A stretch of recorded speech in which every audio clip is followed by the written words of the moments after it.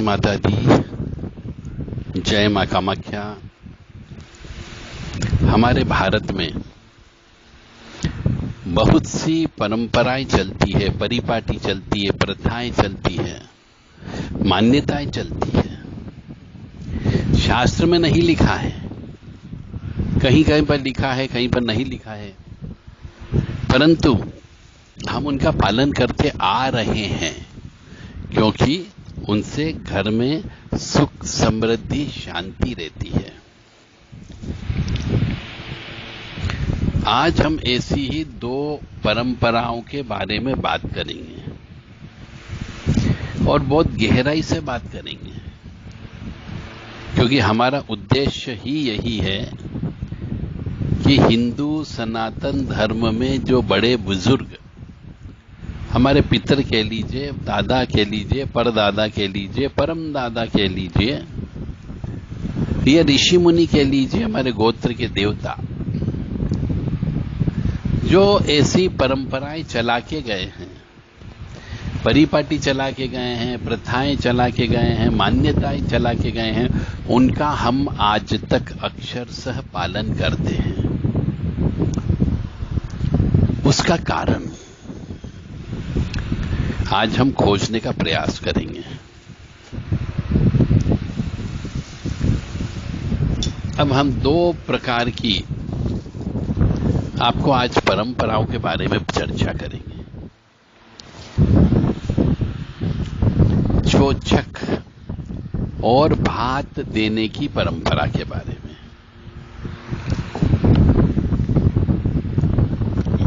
विधि पूर्वक विवाहित पुत्री, अब यहां पे शब्द इस्तेमाल किया है हमने, क्या? विधि पूर्वक विवाहित पुत्री, यानी कि कोई लड़की यदि किसी लड़के के साथ में भाग करके विवाह कर ले, या लड़का उस लड़की से जबरदस्ती विवाह कर ले, या फिर लड़का लड़की आपस में गुप्त रूप से विवाह कर ले, तो उसे विधि पूर्वक विवाह नहीं कहा जाता है। इसलिए यह परंपरा जो बनाई गई है भात देने की और चोचक परंपरा, केवल विधि पूर्वक विवाहित पुत्री के पुत्र होने पर जो बच्चा उत्पन्न होता है उसके लिए मामा और नाना की ओर से वस्त्र जाते हैं, आभूषण जाते हैं और भी अन्य सामान की भेंट जाती है। तो इस अवसर पर विवाहित पुत्री के लिए, उसके पति यानी दामाद के लिए, तथा ससुराल के अन्य गणमान्य यानी सास, ससुर, देरानी जेठानी भी हो सकती है, इनके लिए भी वस्त्र और भेंट और धन और अन्न ये सब दिए जाते हैं। तो समाज में इस परंपरा को चोचक के नाम से जाना जाता है।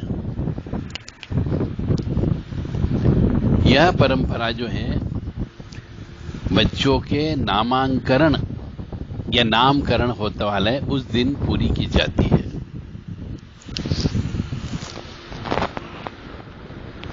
अधिकांश घरों में चाहे लड़का उत्पन्न हो या लड़की उत्पन्न हो, दोनों कंडीशन में मायके वाले चोचक देते ही देते हैं।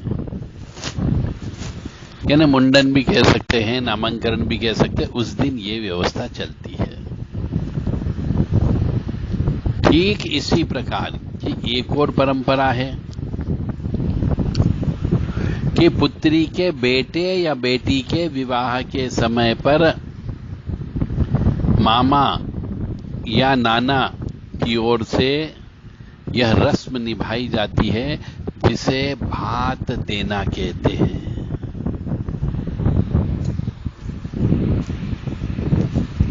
पेरावनी भी कहा जाता है कुछ कुछ जगह।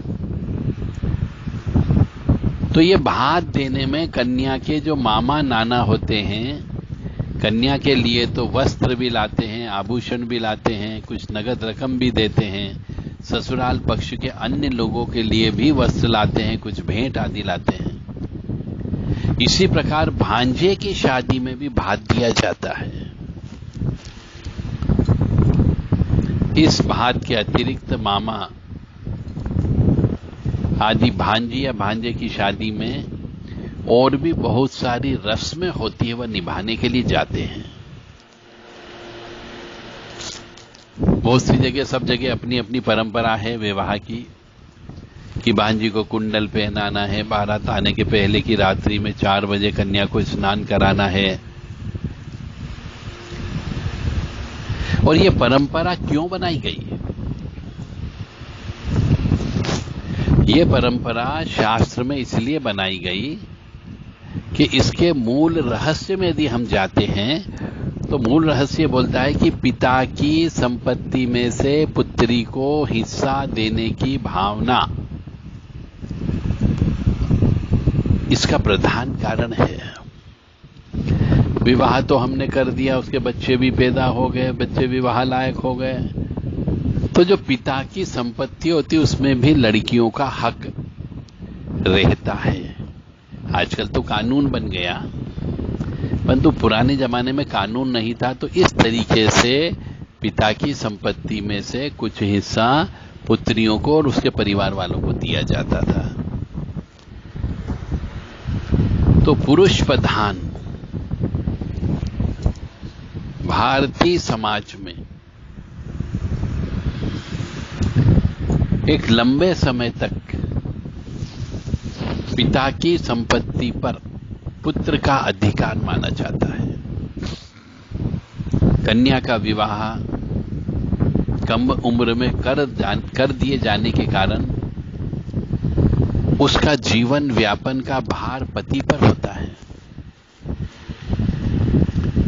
अतः कन्या को पिता की संपत्ति से सीधे सीधे हिस्सा देने के बजाय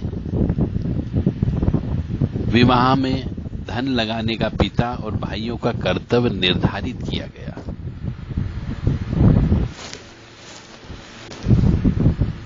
मनुस्मृति में भी लिखा हुआ है कि पिता की संपत्ति के बंटवारे का पुत्रों की तरह पुत्री को भी हिस्सा दिया जाना चाहिए। कन्या यानी अविवाहित बहनों को सभी भाई अपने भागों में से अलग दे,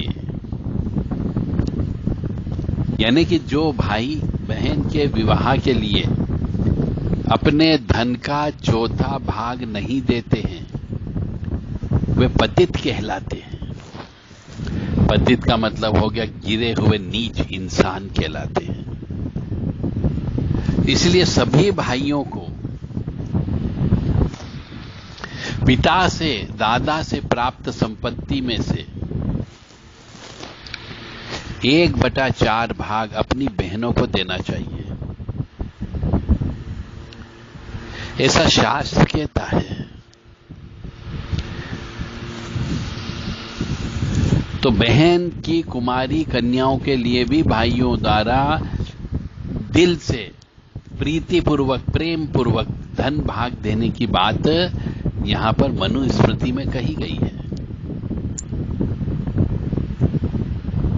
मनुस्मृति में लिखा है कि बहन की कुंवारी कन्याओं को भी नानी के धन में से अपनी प्रसन्नता से उनके संतोष के लिए कुछ धन देना चाहिए। बहुत ही गहराई वाली बात हम मनुस्मृति में से आपको बता रहे हैं।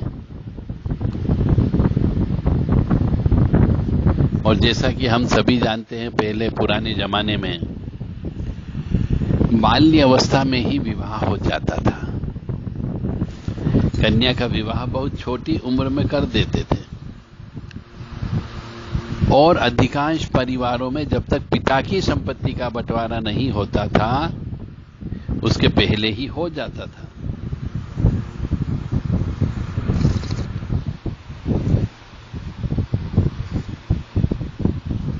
इसलिए कन्या के पुत्र पुत्री होने के अवसर तक भाइयों के समर्थ हो जाने के कारण नानी की संपत्ति में से बहन के बच्चों के लिए धन देने की व्यवस्था बहुत ही स्वाभाविक थी। भाई बहन यूं भी एक पिता की ही संतान होने के कारण उसमें आत्मिक प्रेम रहता है। बहन पर खर्चे का समय आने पर भाई द्वारा उसके सहयोग की भावना भी इस कार्य में शामिल है।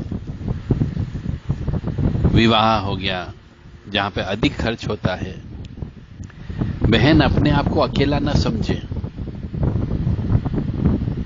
उसे अपने मायके वालों से धन और साहस मिलता रहे, धैर्य और साहस मिलता रहे।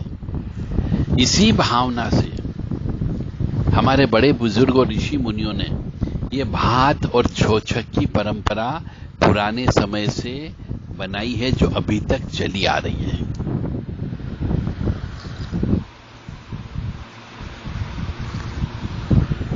परंतु आजकल बहुत सी बहनें भाइयों के ऊपर कोर्ट केस कर देती है, वकील से नोटिस पहुंचा देती है, अपनी हिस्सेदारी लेने के लिए कानून बन गया इसलिए।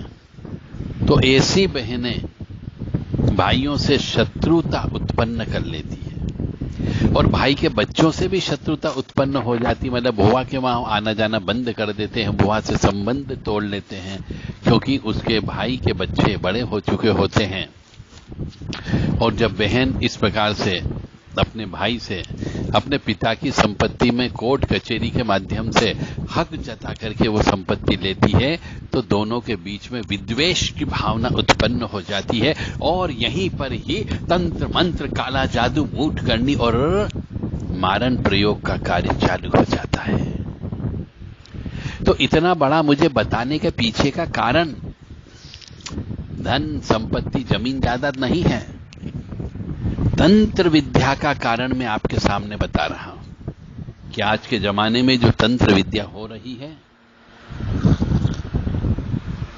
वह पिता की संपत्ति में बंटवारे को लेकर के हो रही है। भाई भाई के ऊपर तंत्र विद्या करवा रहा है, देरानी जेठानी के ऊपर करा रही है, जेठानी देरानी के ऊपर करवा रही है, ननंद अपने भाभी के ऊपर करा रही है, अपने माता पिता के ऊपर करवा रही है। और कई बार तो ये औरतें या स्त्रियां बच्चों को भी नहीं बख्शते, बच्चे के ऊपर भी तंत्र विद्या करवा देती है। अरे बच्चों ने क्या किया, मासूम है अभी वो, परंतु स्त्री को भगवान नहीं समझ पाया, तो हम तो मनुष्य हैं।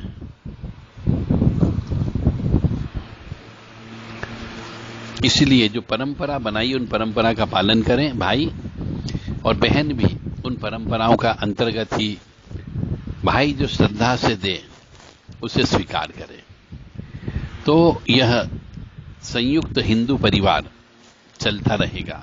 अन्यथा भाई भाई में, भाई बहन में, आपस में, बहुओं में, एक ही परिवार में जितने सदस्य होंगे उतने चूल्हे जलते रहेंगे और कंधा देने के लिए परिवार के सदस्यों की उपस्थिति नहीं होगी। अन्यथा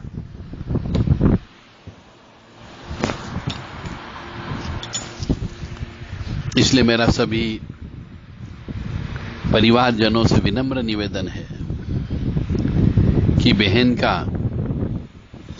शास्त्र सम्मत जो हिस्सा बनता है, हर भाई अपनी संपत्ति में से 1/4 भाग अपनी बहन को दान दे दे, तो वह पतित भी नहीं होगा और ईश्वर की नजरों में उसको उसके इस कार्य के बदले उचित प्रतिफल दिया जाता है।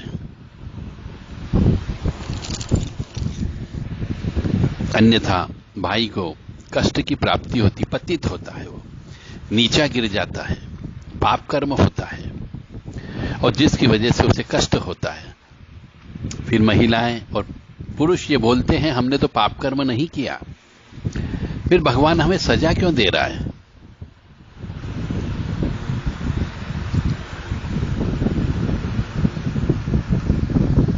तो ईश्वर इसलिए सजा देता है क्योंकि आपने ईश्वर के द्वारा जो लिखे गए नियम हैं, बड़े बुजुर्गों के द्वारा जो नियम लिखे गए हैं, शास्त्रों में जो नियम वर्णित हैं कि भाई के पास जितनी धन संपत्ति होती है उसका 1/4 भाग छोचक और भात के लिए बहनों को देना चाहिए, ताकि उसे यह आभास हो सके कि हाँ, उसका भाई पिता तुल्य अभी जिंदा है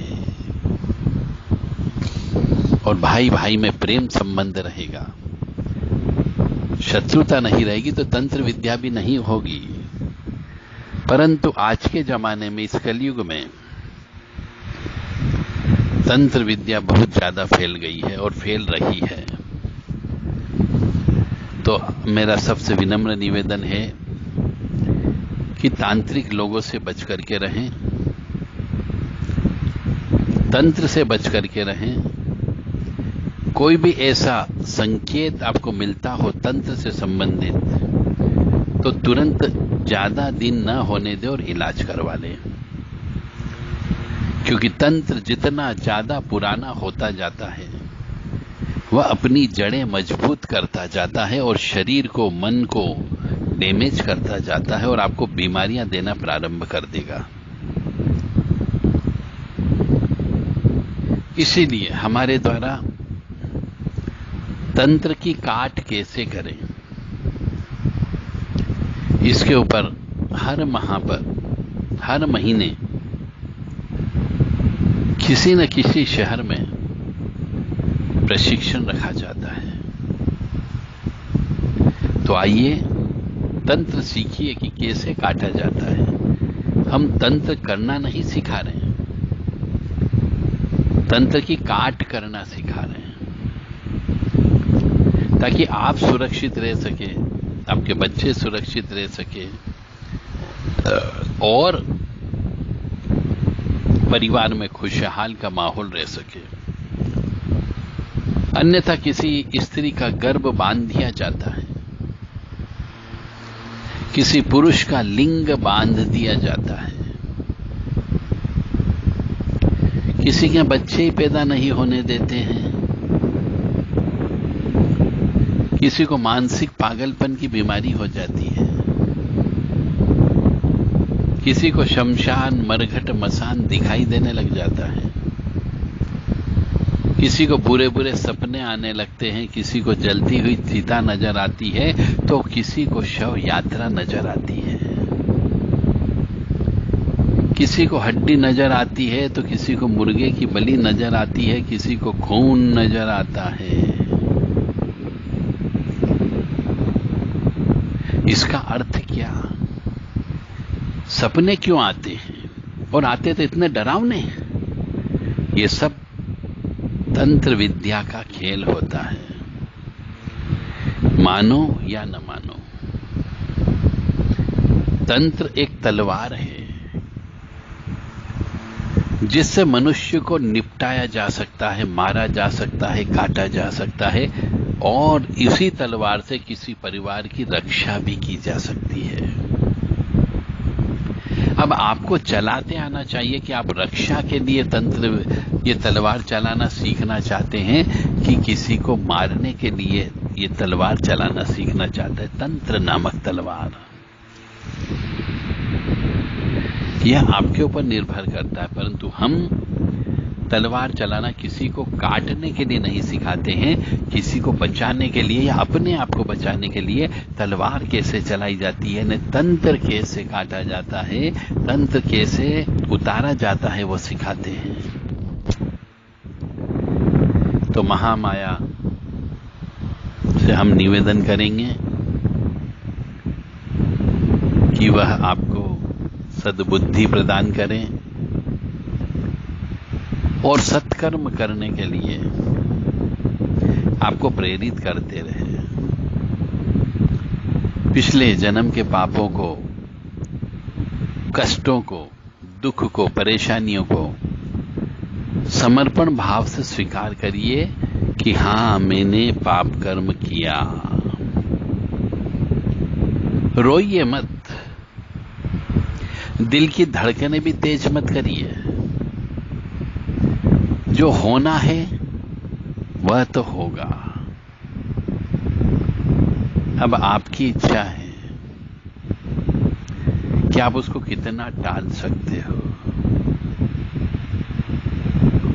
जय माता दी, जय मां कामाख्या, जय श्री महाकाल महाराज। ओम त्र्यंबकं यजामहे सुगंधिं पुष्टिवर्धनम् उर्वारुक्मी बंधनान् मृत्योर्मुक्षीयमामृतात्। ओम ह्रौं जूं सः ओम भूर्भुवः स्वः। ओम त्र्यंबकं यजामहे सुगंधिं पुष्टिवर्धनम् उर्वारुक्मी बंधनान् मृत्योर्मुक्षीयमामृतात्। ओम स्वः भुवः भुः ओम सः जूं ह्रौं ओम। मृत्युंजय महादेव त्राहि मां शरणागतम् जन्म मृत्यु जरा व्याधि पीड़ितं कर्म बंधने। मृत्युंजय महादेव त्राहि मां शरणागतम् जन्म मृत्यु जरा व्याधि पीड़ितं कर्म बंधने। मृत्युंजय महादेव त्राहि मां शरणागतम् जन्म मृत्यु जरा व्याधि पीड़ितं कर्म बंधने। मृत्युंजय महादेव त्राहि मां शरणागतम् जन्म मृत्यु जरा व्याधि पीड़ितं कर्म बंधने। ह्रीं ह्रीं ओम नमः शिवाय ह्रीं ओम। ह्रीं ह्रीं ओम नमः शिवाय ह्रीं ओम। ह्रीं ह्रीं ओम नमः शिवाय ह्रीं ओम। ह्रीं ह्रीं ओम नमः शिवाय ह्रीं ओम। ह्रीं ह्रीं ओम नमः शिवाय ह्रीं ओम।